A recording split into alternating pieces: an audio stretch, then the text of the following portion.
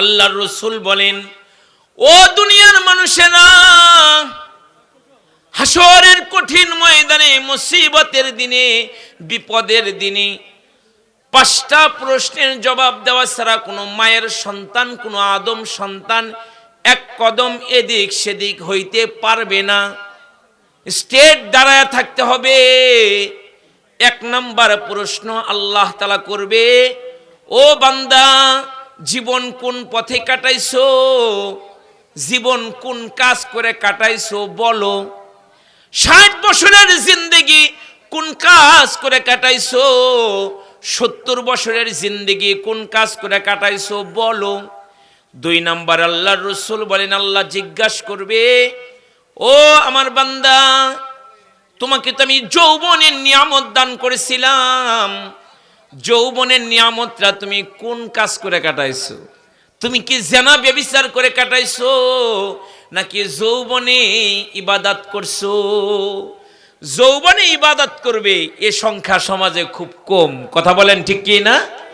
যৌবনে ইবাদতকারী এই জামাত মহল্লা গ্রামে খুবই কম যে যৌবনে ইবাদত করে। আফসোস, যৌবনে কেউ যদি ইবাদত করতে চায়, কিছু মানুষ তাদেরকে উস্কানিমূলক কথা বলে তাদের দিলটা ভেঙে চুরমার খান খান করে দেয়। কথা বলেন ঠিক কি না আমার ভাইরা? কোন নওজোয়ান যদি মসজিদে যায়, এলাকার কিছু দুষ্ট বুড়া শয়তান খাটাস আছে, ওরা বলে ওর বাপে পড়ে নাই নামাজ, ওর মাই পড়নার নামাজ, ওর দাদা ছিল গুরুচোর, ওই আবার মসজিদে গিয়া নামাজ পড়ে। আছে না নাই? আছে না নাই? ওর ভিতরটা ভেঙে চুরমার খান খান করে দেয়। মসজিদে গেলে ওর দিকে বড় বড় চোখ করে তাকায় থাকে, মুন্সি হয়ে গেছে, আবার মসজিদে আইছে। এরকম কিছু খাসলতের বুড়া সমাজ আছে না নাই? নওজোয়ান ও নামাজ পড়তে আইছে, ওকে উৎসাহ দিবে, ভালোবাসা দিবে না করে ওর পিছনে লাগে। আল্লাহ তাআলা এই সমস্ত বুড়াকে হেদায়েত দান করুক, বলো না আমিন। হাসরের ময়দানে আল্লাহ তাআলা পুরুষকে যেমন জিজ্ঞাসা করবে, বান্দা যৌবন তুমি কোন কাজ করে কাটাইছো বলো।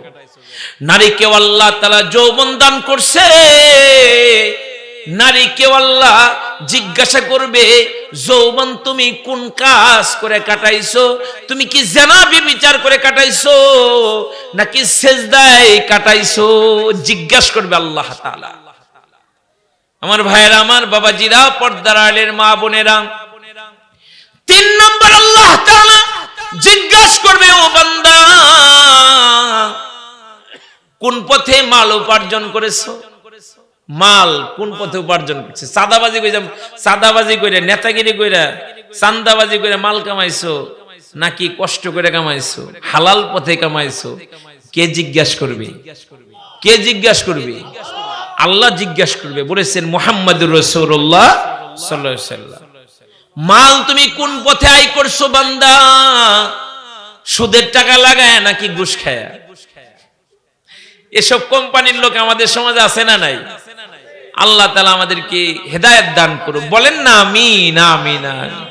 আল্লাহ প্রত্যেকটা মানুষকে জিজ্ঞাসা করবে, বান্দা কোন পথে মাল উপার্জন করছো বলো। কলমের খুসায় অবৈধ পথে মাল কামাই করছো, নাকি ন্যায় পথে কামাই করছো? ও দোকানদার, কোন ভাবে টাকা উপার্জন করছো? 10 টাকার মাল 30 টাকা বেচে কামাই উপার্জন করছো? আল্লাহ জিজ্ঞাসা করবে। ওদিন কিন্তু হিসাব দিতে হবে, ছাড় পাওয়া যাবে না। 4 নম্বরে আল্লাহ তাআলা জিজ্ঞাসা করবে, ও বান্দা, তোমার মালগুলো তুমি কোন রাস্তায় ব্যয় করেছো? মাল তুমি হালাল রাস্তায় উপার্জন করছো, সব ঠিক আছে, কিন্তু ব্যয় করছো কোন রাস্তায়? শরীয়ত মারিফত গানে চান্দা দিয়া, নাটক সিনেমায় চান্দা দিয়া, নাকি ওয়াজ মাহফিলে চান্দা দিয়া, মসজিদে চান্দা দিয়া, মাদ্রাসায় চান্দা দিয়া, নাকি যাত্রাবেলায় চান্দা দিয়া? কোন পথে টাকাগুলো ব্যয় করলাম হিসাব দিতে হবে কার কাছে? আল্লাহর কাছে হিসাব।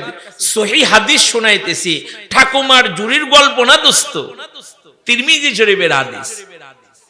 আমার ভাইরা, আমার বাবাজিরা, পর্দার আড়ালের মা বোনেরা, সর্বশেষ আল্লাহ জিজ্ঞাসা করবে, ও বান্দা, ইলম অনুযায়ী কতটুকুন তুমি আমল করছো? ইলম অনুযায়ী কতটুকুন আমল করছো? ও ভাই, 5 ওয়াক্ত নামাজ পড়তে হবে, না পড়লে গুনাহ হবে। এই বেতিলা আউট পাড়ার কে আছে জানে না? নামাজ না পড়লে গুনাহ হয়, কে না জানে? সবাই জানে কি জানে না? তারপর যে সাইরা দেয়, যে জানার পরে যে করলো না, শাস্তিটা কেমন হতে পারে তাহলে?